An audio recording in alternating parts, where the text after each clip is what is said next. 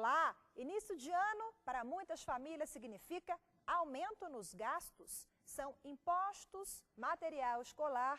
E falando em educação, será que a cobrança da taxa de matrícula nas universidades públicas, do ponto de vista jurídico, é legal? Pela lógica é incorreto, porque se é público, automaticamente já estamos pagando, né? Eu acho que não faz muito sentido. Enfim, uma universidade pública tem muito, dinheiro governamental investido aqui, pessoas de baixa renda, e tem pessoas que não podem arcar com isso. E se essa taxa fosse garantida que ela seria usada, assim, tanto quanto para talvez limpar um pouco mais a universidade, tirar as pichações, coisas simples assim, eu seria a favor. Mas o problema é que quase todo o dinheiro que entra na universidade ele é desviado. O Supremo Tribunal Federal entendeu que a taxa não pode ser cobrada para matrículas em universidades públicas. Para a Corte, essa cobrança é inconstitucional, porque viola o inciso 4º do artigo 206 da Constituição, que estabelece o princípio da gratuidade do ensino público em estabelecimentos oficiais. A decisão do plenário, concluída em 2008, é o tema do programa Grandes Julgamentos do STF de hoje.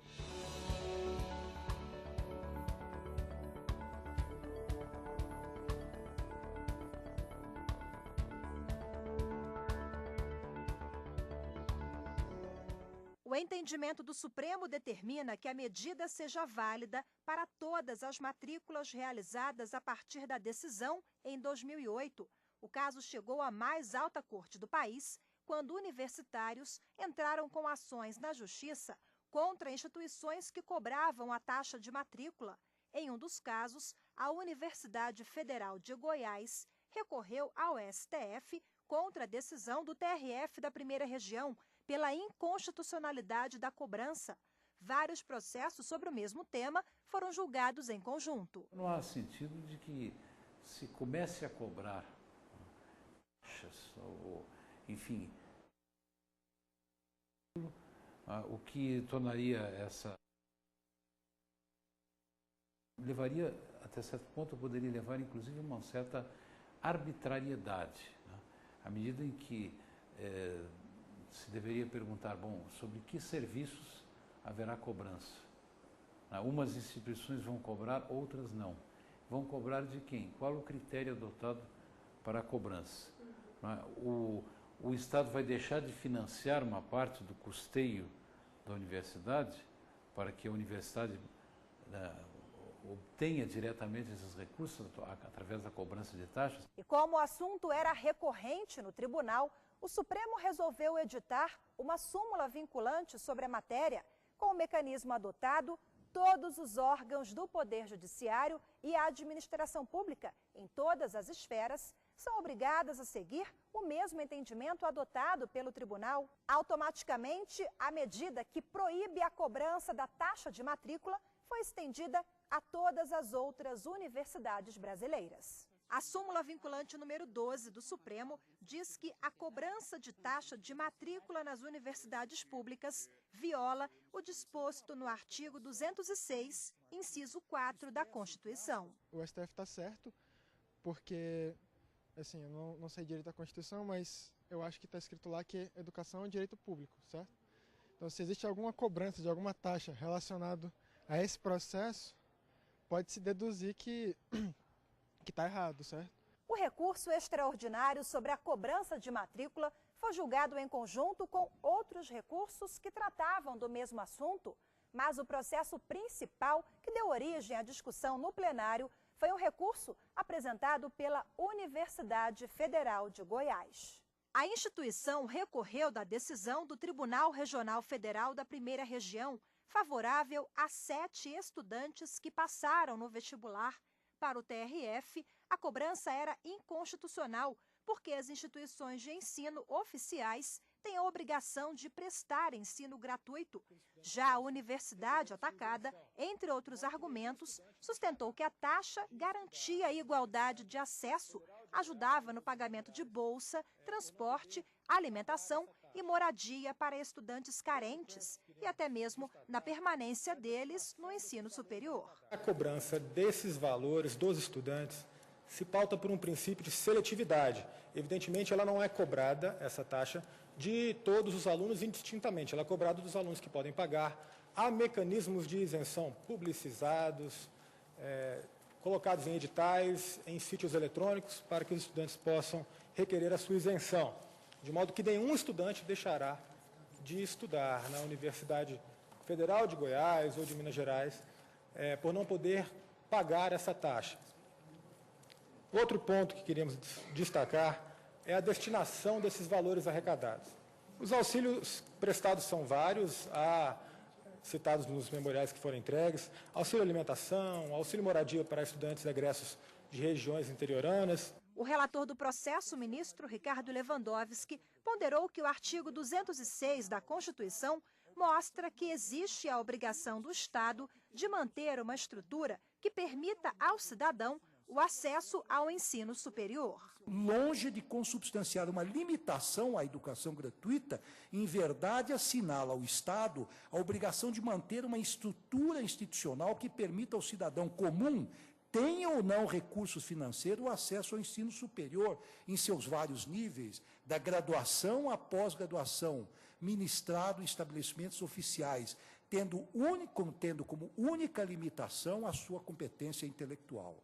Além disso, a gratuidade do ensino público em estabelecimentos oficiais, conforme se lê no caput do artigo 206(4), configura um princípio que não encontra qualquer limitação no tocante aos distintos graus de formação acadêmica. São instituições públicas, são universidades federais, então não há uma razão plausível, não é razoável que se estabeleça qualquer tipo de cobrança, seja para matrícula, seja para outros tipos de serviços, né, que são colocados à disposição dos alunos. O programa faz agora um rápido intervalo. Daqui a pouco voltamos com mais detalhes do julgamento que proibiu a cobrança da taxa de matrícula nas universidades públicas.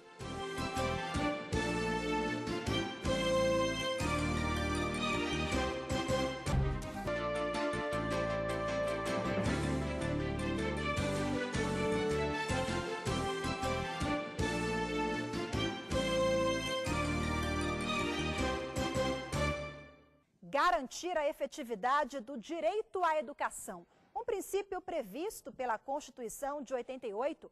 Foi com esse entendimento que o plenário do Supremo decidiu proibir a cobrança da taxa de matrícula nas universidades públicas. O julgamento, concluído em 2008, resultou na criação de uma súmula vinculante sobre o tema.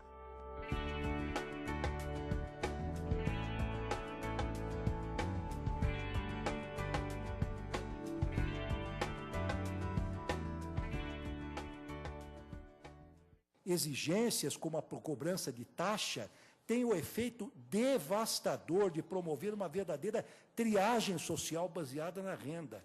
E o que temos ao cabo de tudo isso?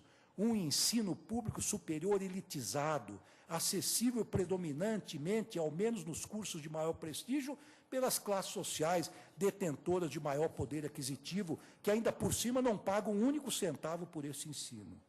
Consciente dessa realidade, o legislador constituinte inequivocamente buscou criar instrumentos para superar a inaceitável desigualdade de acesso à educação por parte das camadas mais pobres da população, em especial ao ensino superior de qualidade, dentre os quais se destaca, por sua eficácia direta e imediata, a gratuidade do ensino público nos ensinos oficiais.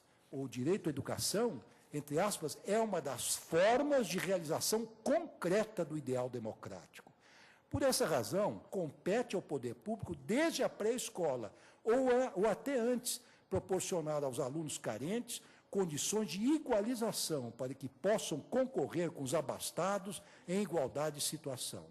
O relator do processo foi acompanhado pelos ministros César Peluso, Carlos Brito, Ellen Grace e Marco Aurélio, além do ministro Menezes Direito, que integrava o tribunal na época do julgamento e morreu em setembro de 2009. Com todo o maior respeito àqueles que entendem dessa maneira, eu não consigo enxergar de que modo seja possível vencer o comando constitucional que é expresso no princípio de que a gratuidade do ensino público em estabelecimentos oficiais é uma regra da Constituição brasileira. Não há como esta Suprema Corte, pelo menos na minha avaliação, respeitando desde logo eventuais entendimentos em contrário, nós possamos admitir que haja exceção a esse princípio. Se se quer fazer a cobrança de taxas de matrícula nas universidades oficiais, que se mude a Constituição e que se autorize expressamente a cobrança de taxas nos estabelecimentos oficiais. Tanto a inscrição no vestibular como a matrícula são requisitos necessários de exercício do direito ao acesso à gratuidade desse ensino. Em outras palavras, se a pessoa não tem condições econômicas para inscrição no vestibular ou para matricular-se, evidentemente não pode exercer o direito que a Constituição lhe assegura como um direito importantíssimo do ponto de vista social.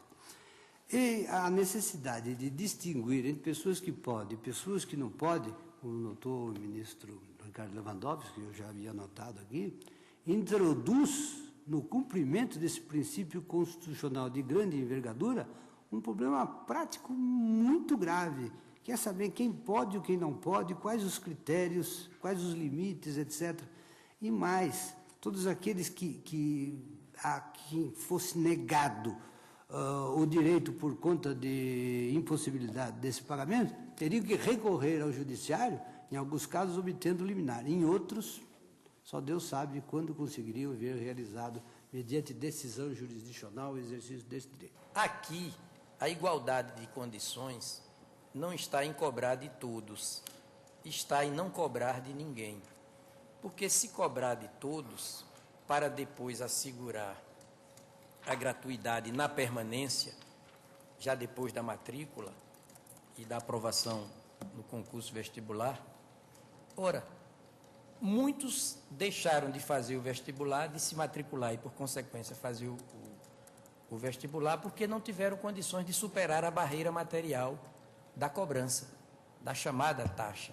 Quer dizer, muitos ficaram do lado de fora.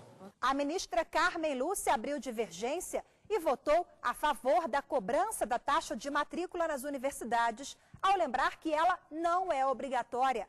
A ministra ressaltou ainda que a educação é um serviço público essencial, mas que não há incompatibilidade entre esse tipo de cobrança e a Constituição Federal.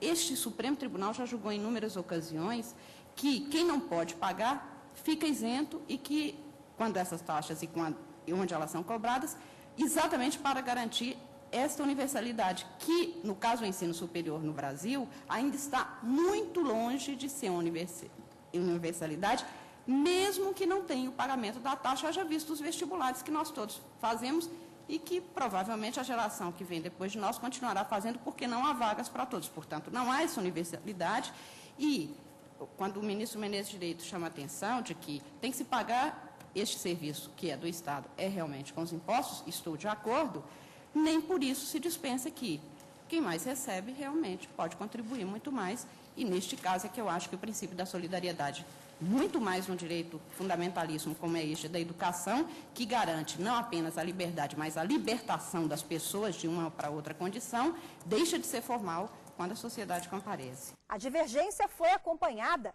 pelos ministros Gilmar Mendes, Celso de Mello e Eros Grau. Eu diria que aqui nós temos uma contribuição instalada no bojo de uma relação de comunhão de escopo que viabiliza a permanência de alunos carentes na universidade. Me permito-me insistir que aqui apreciamos situações de fato, nas quais o produto da contribuição de matrícula custeia a permanência de alunos carentes da universidade. Eu conheço de longe a história da Universidade Federal de Minas Gerais e da Fundação Mendes Pimentel, e sei da quantidade de alunos carentes que podem estar na universidade hoje, exatamente porque recebem um apoio à sua permanência lá, custeado, financiado pela arrecadação solidária, como eu disse, dessa contribuição. o objetivo é, na verdade, dar concreção, conferir efetividade, possibilitar a real aplicação deste direito social básico em favor de quem está estigmatizado pela nota, não só da exclusão social, mas basicamente pela nota da exclusão jurídica, que é um subproduto da exclusão social e que coloca à margem do sistema de direito e dos seus benefícios camadas muitas vezes extensas da população.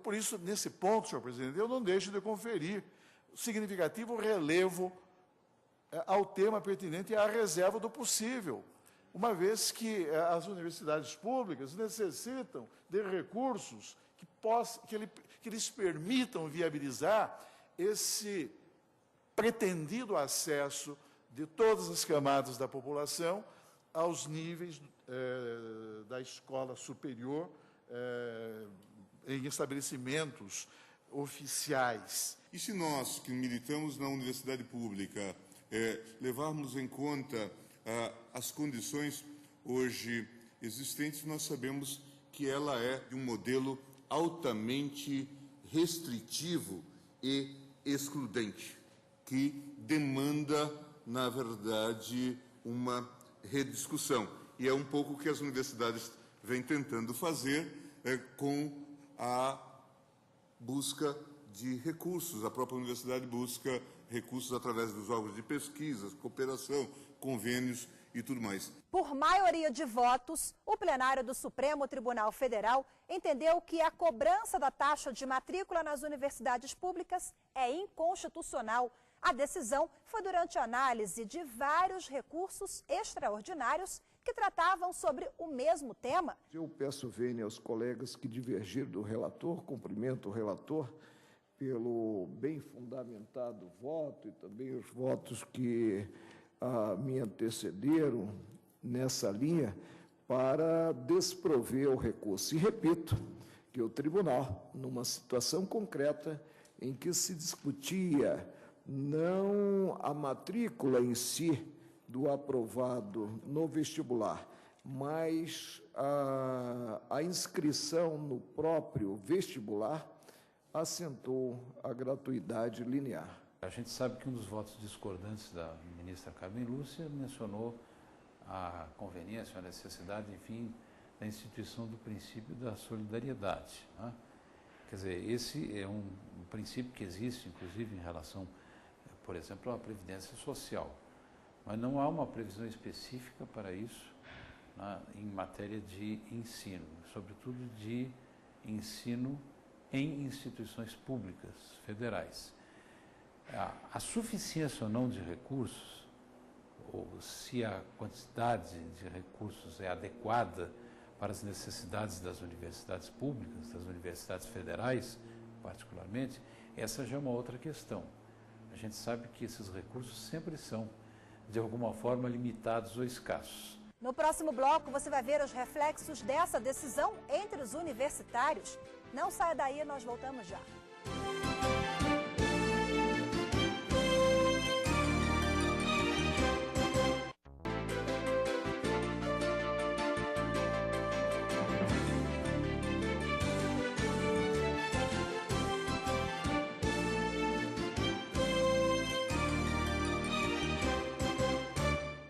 O programa de hoje é sobre a decisão do plenário que proibiu a cobrança da taxa de matrícula nas universidades públicas. Você vai ver agora que depois do julgamento, em 2008, as instituições de ensino tiveram que se reorganizar e fazer um novo planejamento orçamentário.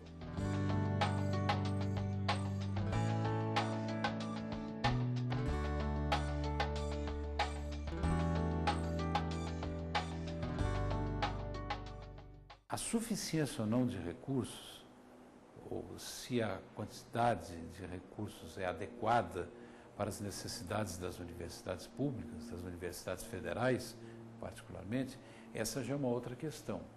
A gente sabe que esses recursos sempre são, de alguma forma, limitados ou escassos. Nem é tanto que se aplique pouco em educação no Brasil, né? É preciso que a gente aplique melhor. Nós estamos pleiteando aumentar a parcela de recursos destinada à educação. Mas não é que eles sejam, assim, poucos. Né? Na realidade, é exemplo do que ocorre com a saúde, é preciso melhorar a qualidade do gasto. É uma estratégia também de privatizar o conhecimento, e o conhecimento não se privatiza. Talvez a pessoa não tenha condição de pagar a taxa. Então, quanto mais taxa eles inventarem, mais difícil vai ser para a pessoa entrar. Eu acho que existe dinheiro suficiente para se fazer as benfeitorias que são necessárias, até dinheiro excedente. O problema está na má administração dos recursos. Cobrar matrícula acho que se aproxima mais de cobrar um valor simbólico que acho que não teria nenhum resultado efetivo. Cerca de 90% das instituições de ensino superior são privadas. É como se a gente dissesse que o ensino superior no Brasil, ao contrário do que muitas vezes se diz pela mídia, ele já foi privatizado, ele já está privatizado há muito tempo. Quer dizer, é uma pequena fração, né, desse ensino que continua sob responsabilidade direta da União, do poder público. Cerca de 80%, mais do que isso, beirando aí a 85% das novas vagas para o ensino superior, são hoje oferecidas pelas instituições privadas. Então, a parcela que resta para o poder público, sob responsabilidade do poder público, é muito pequena. Se em relação a essa pequena parcela, a essa responsabilidade decrescente do poder público, a gente vai ainda estabelecer mecanismos de cobrança, de segregação, de financiamento parcial, o que restará nas mãos do Estado? Durante o julgamento no plenário do Supremo, o ministro Gilmar Mendes também propôs uma discussão sobre o sistema de ensino público no país. Me parece que nós teremos que realmente discutir o ensino gratuito, porque ele se torna fortemente excludente. Fundamentalmente, é uma ironia do nosso modelo, somente aqueles que eventualmente passaram por todas as escolas privadas é que lograrão depois acesso via vestibular e poderão então chegar à escola pública, essas dotadas de conceito de excelência. Pela decisão da Suprema Corte contra a cobrança da taxa de matrícula, os alunos que já haviam ingressado com a ação contra instituições públicas receberam o dinheiro de volta das universidades, mas a decisão não valeu automaticamente para outros estudantes que já tinham pago a matrícula e que não buscaram a justiça, uma vez que a devolução em massa das taxas iria repercutir sobre as universidades, que já possuem orçamentos comprometidos. Realmente, do ponto de vista constitucional, a decisão foi acertada, foi adequada e acho que é, acima de tudo, conveniente e oportuna diante das circunstâncias atuais da realidade brasileira. E depois da decisão do plenário, o Supremo editou a súmula vinculante número 12, que é o mecanismo que barra o julgamento de novos processos sobre o mesmo tema e garante que nenhuma universidade pública cobre a taxa de matrícula dos universitários. O programa de hoje fica por aqui. Nos vemos na semana que vem com mais uma grande decisão do plenário do Supremo. Até lá!